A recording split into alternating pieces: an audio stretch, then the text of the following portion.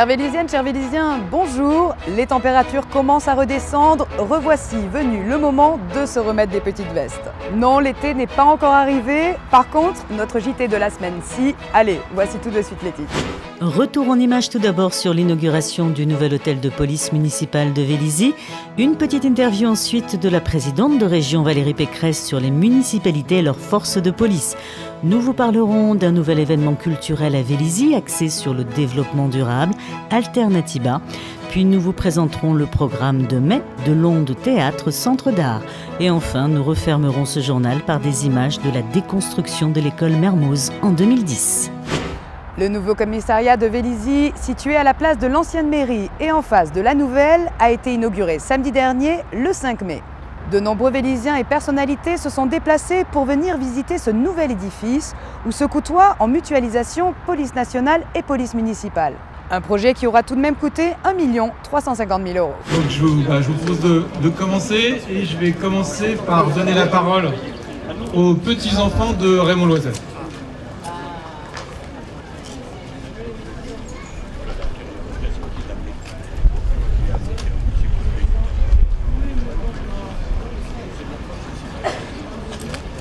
Bonjour à toutes et à tous. Notre grand-père, un petit peu souffrant aujourd'hui, avait prévu de vous dire quelques mots et il nous a confié cette responsabilité, émue par cette inauguration et le fait d'être associé à cet édifice.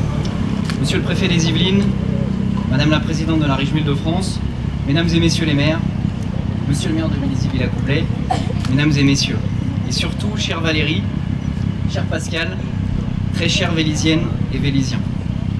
Je tenais en quelques mots à vous témoigner le grand plaisir que j'ai de me tenir à nouveau à vos côtés. C'est un honneur d'être associé à cet édifice réhabilité en hôtel de police municipal.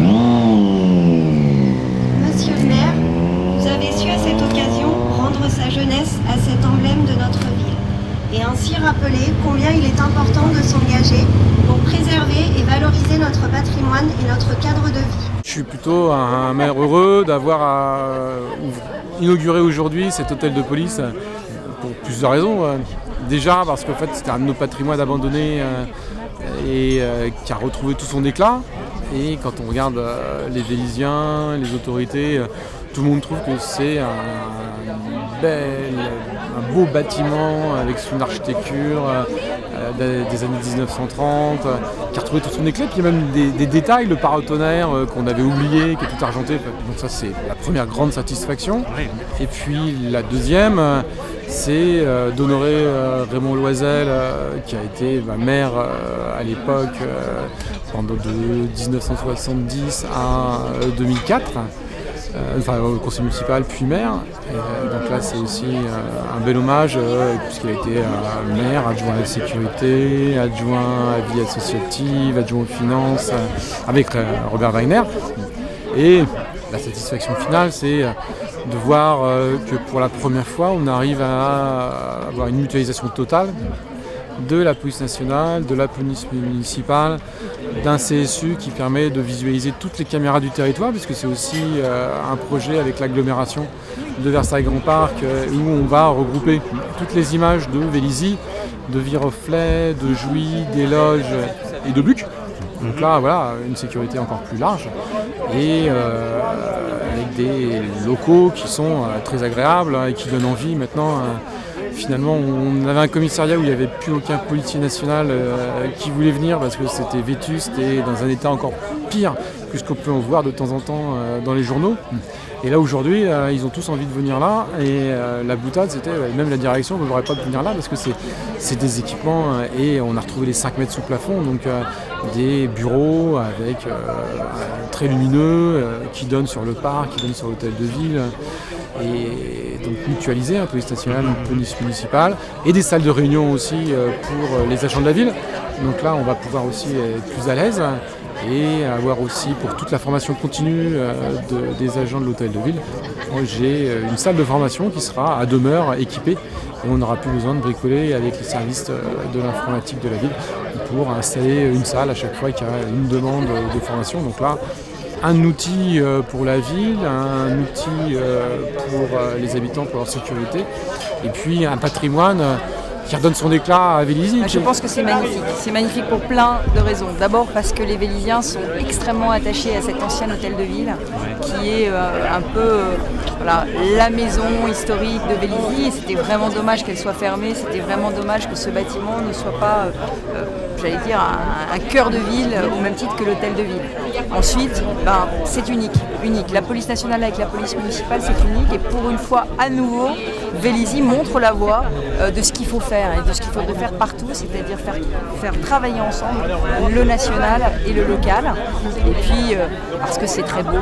Et je crois qu'à Vélizy, eh bien là, en ce moment, avec Pascal Thévenot, avec le travail de l'équipe municipale, on est en train de redécouvrir l'urbanisme de cette ville avec le futur quartier Louvois. Et puis demain, peut-être, avec l'école Buisson qui sera réouverte. Je pense que retrouver son passé, retrouver ses racines, c'est aussi quelque chose qui touche les Véliziens. C'est un magnifique équipement, c'est une vraie réussite. D'abord, c'est la jonction police municipale, police nationale, qui est vraiment quelque chose de rare, assez exceptionnel, je pense très utile pour le service public. Et puis le bâtiment est une réussite, très bien réaménagé au cœur de Vélizy. C'est un symbole aussi, un peu l'histoire patrimoniale de Vélizy. Donc une pleine réussite. Très bel ouvrage, un très bel équipement.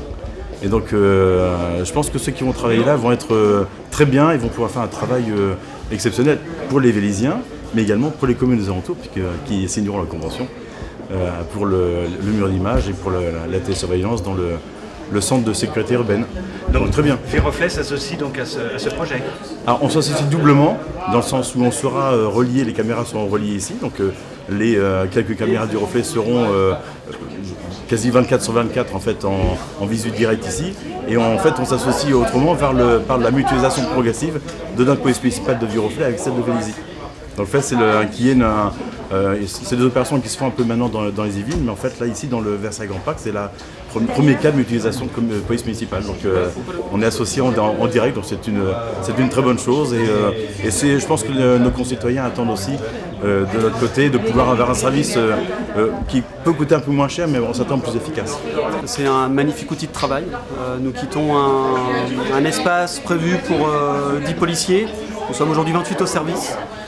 Donc c'est un très bel outil de travail dans lequel nous avons un CSU mutualisé qui va nous permettre d'avoir des gens en direct sur les mêmes horaires de travail que la police municipale, qui va nous permettre donc d'avoir une visu sur la voie publique, sur une très très grosse plage horaire et de pouvoir diligenter les équipages sur tous les événements de voie publique. Un CSU que nous allons plus mutualiser avec 4 autres communes. Donc voilà, magnifique outil de travail dont il reste à faire un bon usage. D'accord, donc la police municipale heureux ? Très heureux, très heureux. Et des collègues aussi très heureux, ce qui est aussi très important. Pendant que nous tenions la présidente de région Valérie Pécresse, nous en avons profité pour la questionner un peu plus politiquement sur la compétence police des municipalités, tant logistique que financière. Est-ce que c'est pas regrettable de transférer la police aux municipalités? Non, je pense l'inverse. Je pense que la police municipale a tout son rôle à jouer. La police municipale, c'est celle des incivilités. Or, il y a de plus en plus d'incivilités qui sont commises. On l'a vu à Vélizy il n'y a pas longtemps, des dépôts sauvages d'ordures à un endroit où on ne doit pas les déposer, mais aussi on peut penser à des gens qui se font injurier sur la voie publique, à des femmes qui se font embêter, à des dégradations, du vandalisme. Ces incivilités-là, la police nationale n'a pas le temps de les traiter parce qu'il y a trop de choses graves qui se produisent. Donc il faut les deux.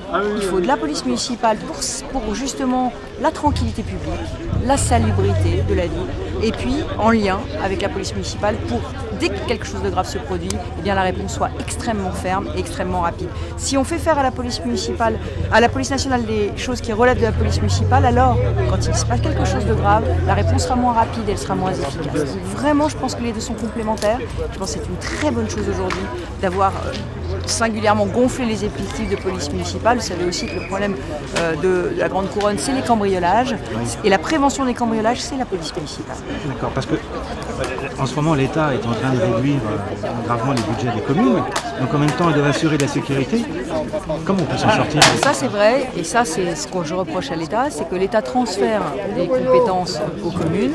Moi je suis plutôt pour parce que je pense qu'en réalité on fait mieux quand on est plus proche. On connaît les délinquants de chaque quartier, donc on peut les identifier, on peut les traiter, on peut dénoncer leurs agissements beaucoup plus facilement quand on part du terrain. Donc je crois à la proximité, mais bien évidemment ce que je regrette, et à Vélizy c'est une situation singulière, Vélizy n'a plus de dotation de l'État. Voilà, Vélizy doit faire toute seule. Pourquoi ? Parce qu'il y a eu des maires visionnaires depuis des années qui ont amené les entreprises et que Vélizy est une ville dite riche. Riche parce qu'elle a fait le travail d'attirer des entreprises chez elle. Voilà, c'est très injuste, c'est les bons élèves qui sont sanctionnés, mais peu importe, on s'en fiche parce que de toute façon on va continuer.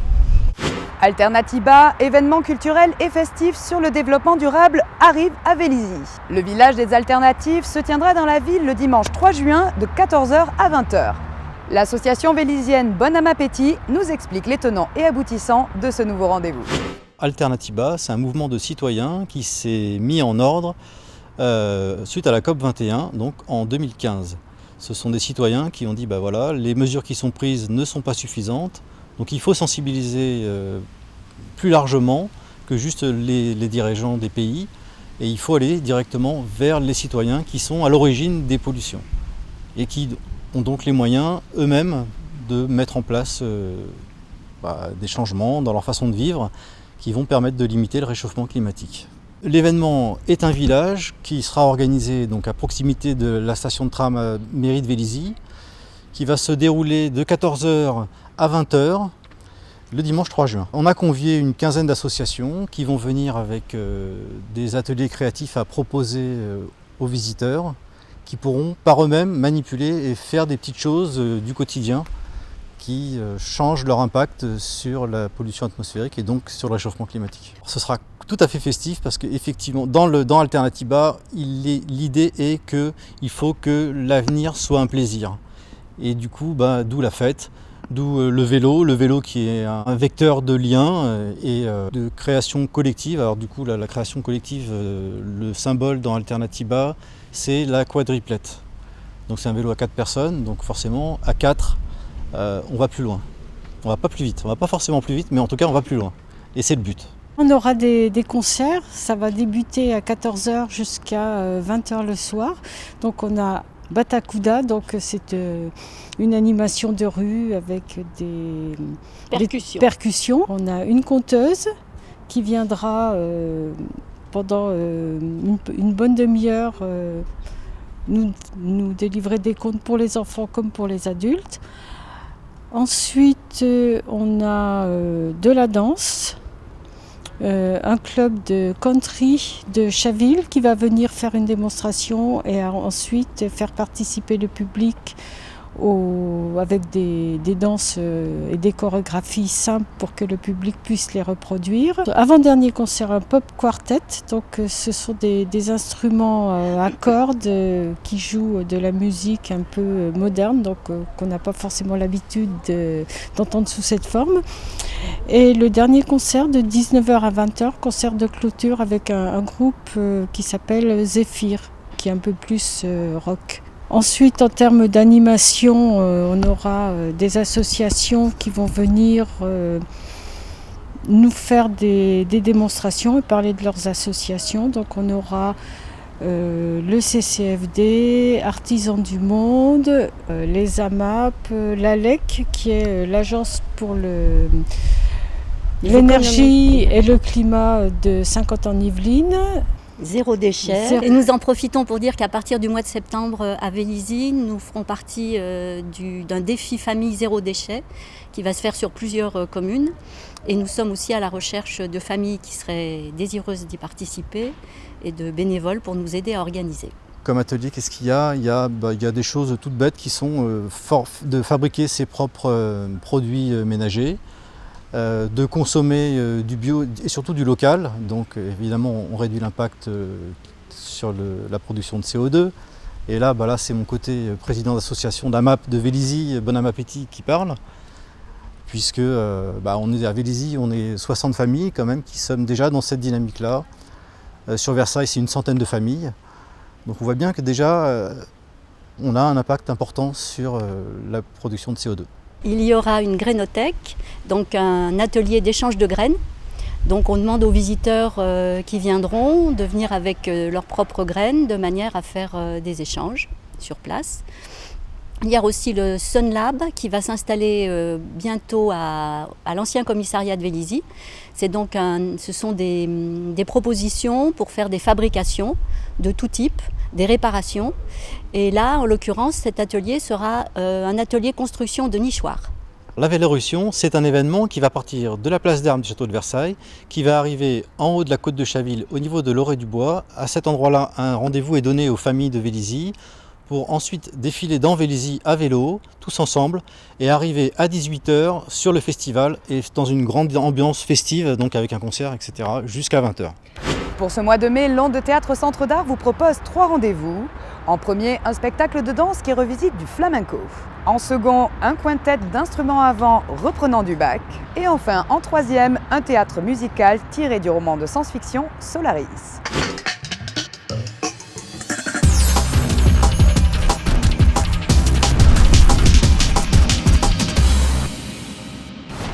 Bonjour et bienvenue à l'Onde Théâtre Centre d'Art pour vos rendez-vous du mois de mai.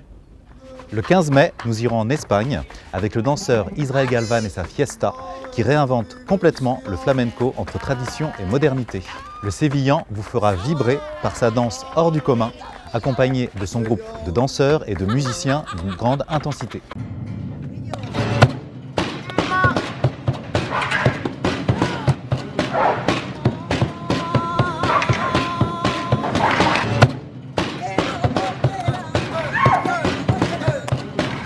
Dès 19 h, ambiance ibérique au Café de l'Onde, avec un menu spécialement conçu pour l'occasion par l'atelier Cannelle et une sangria maison. Le 18 mai, le groupe Blind Mind revisite les œuvres monumentales pour orgue de Jean-Sébastien Bach avec 4 saxophones et un tubax. Le tubax est un saxophone contrebasse qui reproduit à s'y méprendre les notes les plus graves de l'orgue.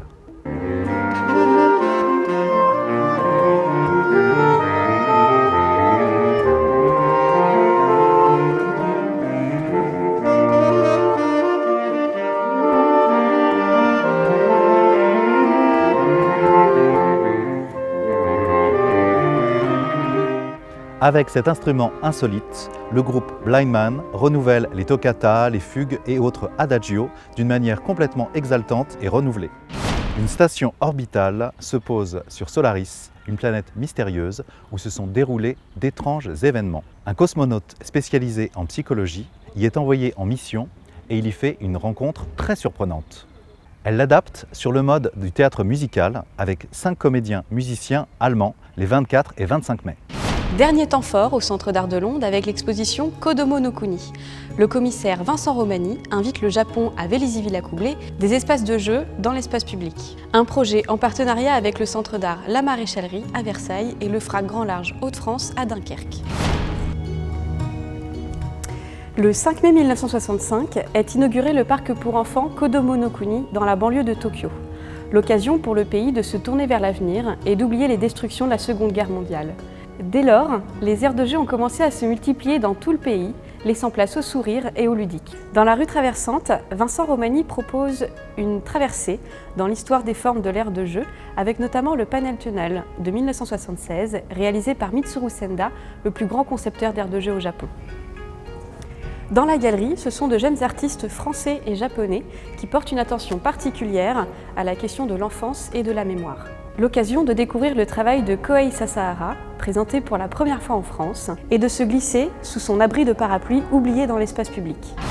L'exposition est ouverte jusqu'au 30 juin, et pour en savoir plus sur les aires de jeu au Japon, venez nous retrouver le samedi 23 juin et rencontrer le commissaire Vincent Romani avant d'aller découvrir le second volet de l'exposition, présenté à Versailles à partir du 16 mai.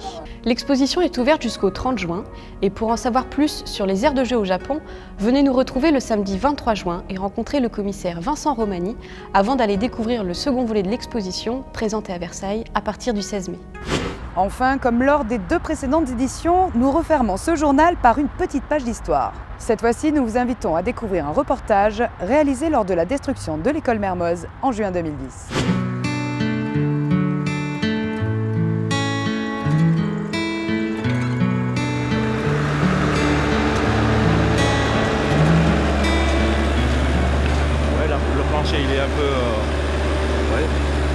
avoir les poutres.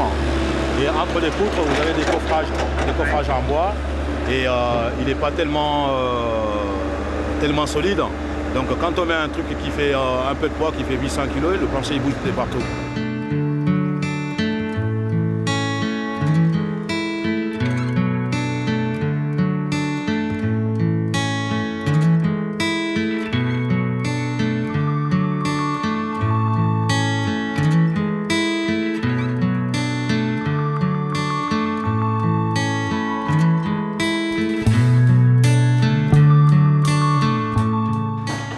Le béton il est un peu fatigué. Ouais. Il est fatigué parce que bon, nous on a un équipement qu'on appelle le broyeur qui est là-bas. Ouais. Quand le béton est solide, bon, on le broie, tout ça. Et c'est un outil qui fait 3 tonnes 5. Mais on a fait un test ici pour faire une ouverture et avec la pince de tri on le démolit facilement. Ouais. Donc quand on sent qu'on voit qu'on peut le démolir avec la pince de tri, pour nous le béton il n'est pas très costaud. Donc c'est avec le broyeur que normalement quand le béton est vraiment solide, qu'on broie le béton. Mais c'est normal pour une construction qui a une cinquantaine d'années? Oui, c'est un peu normal. Ouais. C'est un peu normal. Pourquoi à l'époque ils ne vivraient pas le béton, ils faisaient pas ce qu'il fallait? Ils vivraient, mais bon, c'est-à-dire il n'est pas trop ferraillé, si vous voulez. Bon, il n'y a pas trop de ferraille dedans. Quoi. Je sais pas, bon, chaque architecte a sa méthode de travail, mais le béton il n'est pas trop ferraillé. Donc en cas de gros tempêtes, tout ça. C'est un risque. Vous me disiez tout à l'heure, la toiture, il y avait trop de bois? Il y avait trop de bois. Et en cas d'incendie, c'est un risque total. Bon, ouais, bon, on les voit, on le sent. Hein. De toute façon, il y a trop de... Pour nous, c'est un synthèse de déchets. Il n'y a que du déchet, il n'y a plus de déchets qu'autre chose.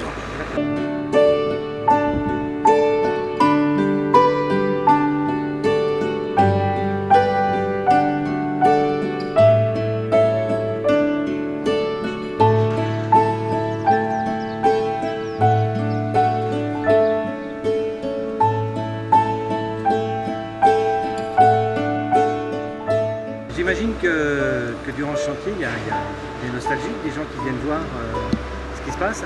Oui. Et qu'est-ce qu'ils font? Ils viennent, il y a surtout les voisins. Et toute la journée, ils font le défilé pour faire des photos parce qu'ils ont une nostalgie. Soit eux, ils ont fait l'école quand ils étaient gamins ici, ou soit ils ont leurs enfants qui ont fait l'école ici. Donc toute la journée, on voit des voisins, des gens qui ont fait l'école qui viennent faire des photos. D'accord. Voilà, des curieuses, quoi. Pour eux, c'est une nostalgie totale. Mais bon, comme il y a du nouveau derrière, donc ça leur fait mal au cœur d'un côté, mais de l'autre, pour eux, c'est normal. Voilà. Mais c'est une nostalgie qui s'en va, c'est un peu dommage pour eux. D'accord. Voilà. Il y a des enfants qui viennent? Oui, il y a des enfants qui viennent et qui nous accusent même souvent, en rigolant, pourquoi vous détruisez l'école?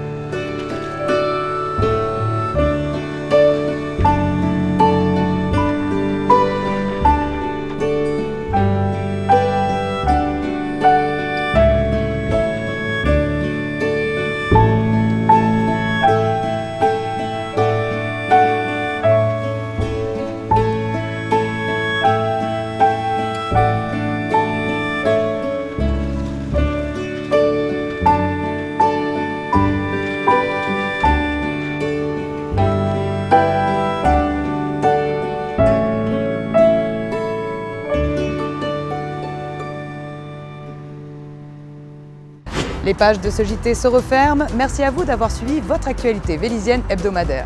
Très bon week-end à tous et rendez-vous sur Vélizy TV mercredi soir pour visionner la première partie du film sur un air de tango réalisé par Didier Kirk en 2005. À bientôt sur Vélizy TV.